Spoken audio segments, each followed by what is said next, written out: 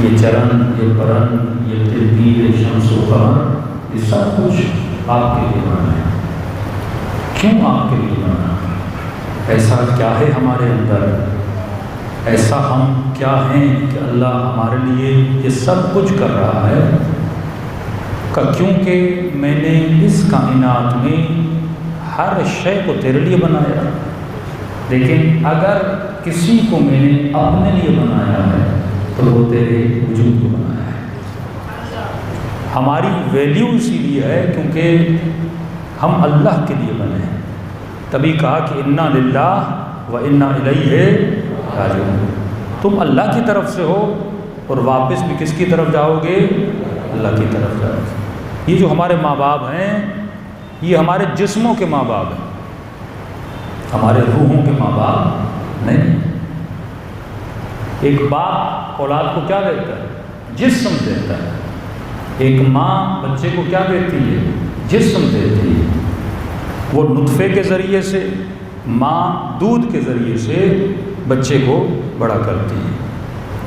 حق پدری، والد ہونے کا حق ادا تب ہوتا ہے جب وہ اس کی روح کو تربیت دیتا ہے۔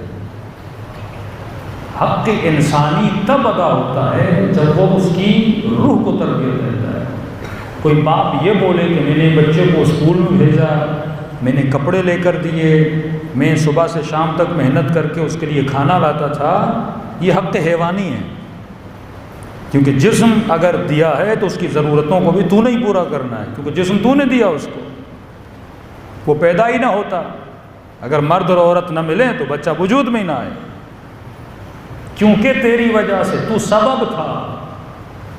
لہذا جس طرح ہر حیوان اپنا بچہ پیدا کرنے کے بعد اس کی خدمت کرتا ہے، اسی طرح تو بھی اپنے بچے کی خدمت کر۔ لیکن حق انسانی کب ادا ہوتا ہے؟ جب تو اس کی روح کی تربیت کرتا ہے،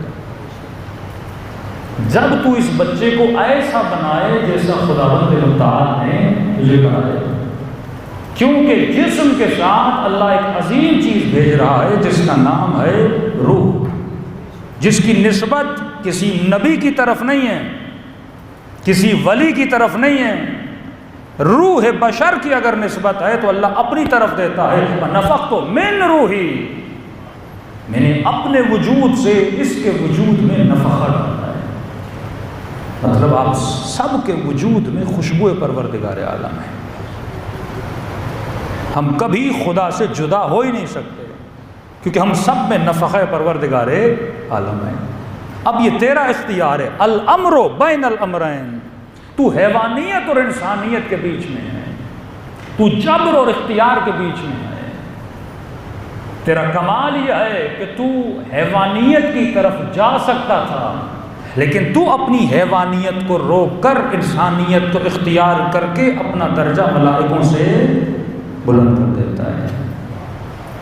قرآن کی آیت ہے، جن لوگوں نے کہا قالوا ربنا اللہ، جنہوں نے کہا ہمارا رب اللہ ہے، وَاسْتَقَامُوا، یہ دوسری صفت انسانی ہے۔ جنہوں نے کہا کہ ہمارا رب اللہ ہے، اس کے بعد وَاسْتَقَامُوا، اس کے بعد انہوں نے استقامت کی۔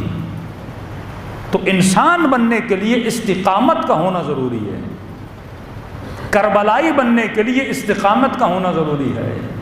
اگر میرے وجود میں استقامت نہیں ہے، میں کبھی بھی انسان کہلانے کا حق نہیں رکھتا۔ اور جب تیرے اندر استقامت آتی ہے تو اللہ کی آواز آتی ہے تتنزل علیہم الملائکہ، پھر استقامت کے بعد میں ایسے بندے پہ اپنے ملائکوں کو نازل کر دیتا ہوں۔ پھر تیرا مقام یہ ہے کہ تو ملائکۃ اللہ سے ملتا ہے۔ ایران کے بہت بڑے عالم دین آیت اللہ العظمان نخودکی، میں نے کئی واقعات ان کے آپ کی سماعت کی نظر کیے ہیں، صاحب النفس بولتے ہیں، یعنی ایسے علماء جنہوں نے استقامت کی، جنہوں نے اپنی تربیت کی، پھر ان کی روح جب وجود خدا سے مل جاتی ہے پھر ان کے وجود میں آثار صفات الہی پیدا ہو جاتے ہیں کہ اللہ کہتا ہے میرے بندے میری اطاعت کر، میں تجھے اپنے جیسا بنا دیتا ہوں۔ جس طرح میں کہتا ہوں کن فیکون، ویسے تو کہے گا کن فیکون ہو جائے گا۔ وہی پاور میں تجھے دیتا ہوں۔ جب آپ کہتے ہیں اہل بیت علیہ الصلوۃ والسلام کو ولایت تکوینی ملی ہے، کیا مطلب؟ عیسیٰ مردے کو ٹھوکر مارتے ہیں، مردہ زندہ ہو جاتا ہے۔ امام اور نبی دعا کرتا ہے تو فوراً بادل برسنا شروع ہو جاتے ہیں۔ کیوں؟ کیونکہ بادل یہ نہیں دیکھتا خدا کہہ رہا ہے یا علی کہہ رہا ہے، بادل رنگ کو دیکھتا ہے، جس میں اسے رنگ خدا نظر آتا ہے۔ صبغۃ اللہ ومن احسن من اللہ صبغۃ۔ تو بھی ان مقامات کو حاصل کر سکتا ہے جب تو حیوانی لذتوں سے نکلے گا، انسانی لذتوں کی طرف جائے گا، جب تو اپنے مقام کو سمجھے گا۔ آج کے بچے کو یہی نہیں پتا کہ ڈیفینیشن آف انسان اور ہیومن کیا ہے، وہ یہی سمجھ رہا ہے کہ کھانا پینا، اٹھنا بیٹھنا، آنا جانا یہی کمال انسانی ہے۔ یہ تو کمال حیوانی ہے۔ کمال انسانی یہ ہے کہ تو لامحدود تربیت پائے اور اپنی روحانی لذتوں سے مزہ لے۔ کھانا کھا کر اگر تو مزہ لے رہا ہے، اس میں کوئی کمال نہیں ہے۔ ہر جسم رکھنے والی شے جو کھانا کھا سکتی ہے وہ کھانا کھانے کا مزہ لیتی ہے۔ یہ کون سی نئی بات ہے؟ اگر تو لذت شہوت لے رہا ہے، یہ کون سی نئی بات ہے؟ یہ لذت تو ایک حیوان بھی لیتا ہے۔ مچھر سے لے کے، مکھی سے لے کے، کسی بھی اینیمل کو دیکھ لو، وہ سارے یہ لذت لیتے ہیں۔ کمیت اور کیفیت میں فرق ہے، کسی کی لذت زیادہ، کسی کی لذت کم، لیکن لذت عبادت خدا کسے دیتا ہے؟ جو سلمان صفت ہوتے ہیں۔ لذت عبادت علی کے لیے ہے، لذت عبادت حسین کے لیے ہے۔ یزید لذت عبادت نہیں لے سکتا، دشمن علی لذت عبادت نہیں لے سکتا۔ وہ کھوکھلے سجدے کرے گا، اسے سجدوں میں لذت نہیں ملے گی، کیونکہ جسم جھک رہا ہے پر روح نہیں جھک رہی۔ سجدہ روح کے لیے ہے، جب تک تیری روح نہ جھکے۔ ایک بیچارہ کسان آیت اللہ العظمہ نخودگی کے پاس گیا تو قبلہ میری فصل پر یہ جو مکڑیاں ہوتی ہیں، کیا ہوتے ہیں، ٹڈیاں ہوتی ہیں جو حملہ کرتی ہیں، فصلوں کو ختم کر دیتی ہیں، کہ ان حشرات نے میری فصلوں پہ حملہ کیا ہے، تو آپ کوئی دعا بتائیے، کوئی ورد بتائیے۔ ان کے لیے مشہور تھا کہ اگر پاکستان سے کوئی بیچارہ مومن عزادار ایران جاتا اور ان کو کہتا کہ مولانا صاحب میری والدہ پاکستان میں بیمار ہے، یا میرے والد بیمار ہیں، یا میرے بھائی بیمار ہیں، یہ کیا کرتے تھے؟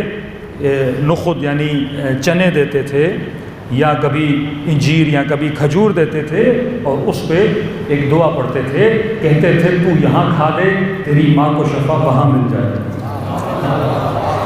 یعنی ماں بھی نہیں کھاتی تھی، کہتا تھا تو یہاں کھا لے، شفا تمہاری ماں کو وہاں مل جائے گی۔ یعنی لائن لگی رہتی تھی لوگوں کی ان کے دروازے پر۔ ابھی بھی لوگ حرم امام رضا میں جاتے ہیں، ان کی قبر پہ اوپر جا کے امام رضا کو نخودگی کا واسطہ دیتے ہیں تو دعائیں قبول ہو جاتی ہیں، کیونکہ مرنے کے بعد ان کی پرواز رکتی نہیں ہے۔